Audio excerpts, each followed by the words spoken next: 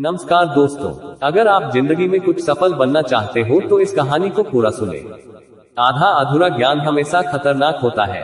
मित्रों, आज मैं आपको सुनाऊंगा कि कभी भी हमें किसी के बुरे वक्त में साथ नहीं छोड़ना चाहिए।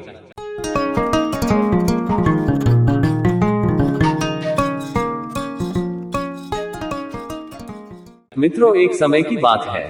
एक बार एक शिकारी शिकार करने के लिए जंगल में पहुंचा। उसने अपने तीर पर बहुत ही खतरनाक जहर लगाया और शिकार को निशाना बना करके उसने तीर को छोड़ा, लेकिन उसका तीर चूक गया और तीर एक पेड़ पर जा लगा। वह पेड़ बहुत ही हरा भरा और बहुत सारे तोते उस पेड़ पर रहते थे। जैसे ही वह जहरीला तीर उस पेड़ पर जाकर लगा, वह पेड़ धीरे धीरे सूखने लगा और उस पेड़ पर जो भी तोते रहते थे वह एक एक करके उस पेड़ को छोड़कर जाने लगे। उस बड़े से पेड़ के कोटे में एक बहुत ही बूढ़ा तोता रहता था, जो बहुत ही धर्मात्मा और अच्छे मन का था। सभी तोते उस पेड़ को छोड़कर जाने लगे थे, लेकिन वह बूढ़ा तोता जाता था, दाना लेकर के आता और उसी कोटे में आकर के बैठ जाता था, परंतु उस पेड़ को छोड़ने को तैयार नहीं था। बूढ़े तोते के साथियों ने कई बार आकर के उसे समझाया कि यह पेड़ सूख रहा है और किसी दिन गिर भी जाएगा, चलो किसी और पेड़ पर चलकर रहा जाए, परंतु वह बूढ़ा तोता वहां से जाने को तैयार नहीं हो रहा था। अब यह बात देवराज इंद्र तक पहुंची। उन्हें बताया गया कि एक तोता है, वह जिस पेड़ पर रहता है उस पेड़ पर एक जहरीला तीर लगने के कारण सूखने, गिरने और खत्म होने के कगार पर आ पहुंचा है और एक बूढ़ा तोता अभी भी वहीं पर रह रहा है। वह दाना लेकर आता है और वहीं पर रहता है, जबकि उस जंगल में बहुत सारे पेड़ हैं, लेकिन वह उसी पेड़ पर रह रहा है। देवराज इंद्र प्रकट हुए और उस बूढ़े तोते से कहने लगे कि आप बहुत धर्मात्मा हैं, बहुत ही अच्छे मन के हैं, लेकिन आप इस पेड़ को छोड़कर किसी और पेड़ पर चले जाइए, क्योंकि यह पेड़ कुछ ही दिनों में गिर जाएगा। तालाब के पास में बहुत से बड़े बड़े हरे भरे पेड़ हैं, बड़े बड़े कोटे हैं, उन पेड़ों पर फल भी लगे हुए हैं, उन्हें वहीं पर तोड़कर खा सकते हैं, परंतु यहाँ से आप चले जाए।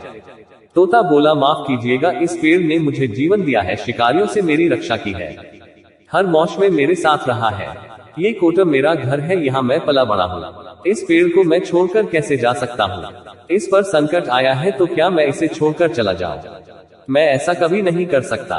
दोस्तों, आपको मैं अनुरोध करूंगा और चाहूंगा कि यदि आप मेरे चैनल पर नए मेहमान दर्शक बनकर आए हैं और आपने अभी तक हमारा चैनल सब्सक्राइब नहीं किया है, तो मित्रों आप हमारे चैनल को भी सब्सक्राइब जरूर कर लेना और घंटी वाला बटन भी अवश्य दबा देना, क्योंकि आपका एक सब्सक्राइब करना हमारे लिए बहुत ही महत्व रखता है। आइए मित्रों, अब फिर से कहानी पर ध्यान देते हैं। देवराज इंद्र तोते के इस बात से बहुत ही प्रसन्न हुए। उन्होंने तोते से कहा, मैं आपके इस बात से बहुत ही खुश हूँ, मांगो जो आपको मांगना हो। उस बूढ़े तोते ने कहा, मुझे बस इतना मांगना है कि जिस पेड़ ने मुझे जन्म दिया, जहाँ मैं रहा पला बड़ा, जिसे आप मेरा जन्मभूमि कह सकते हो, आप इसे फिर से वैसा ही हरा भरा कर दो जैसा यह था।